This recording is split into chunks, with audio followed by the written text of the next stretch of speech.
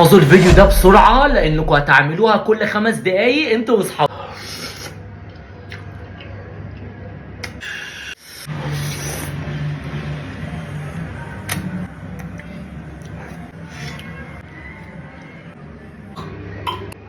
اكتبوا لي وصفاتكم الرمضانية كده في الكومنتات وهختار اجمل 2 قوما مقبولا وافطارا مسحورا.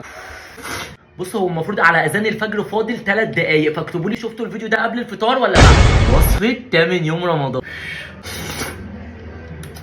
بدل ما تجيبوا الاندومي الكوري بره ب 150 جنيه عملتها لكم في البيت ب 5 جنيه. الحقوني بجد.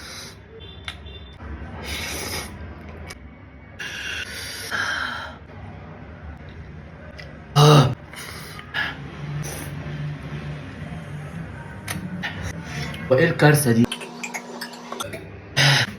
تكسب بجدارة، تصرفوا غير 5 جنيه كل ده واجمد من الكوري اللي بتجيبوها من بره.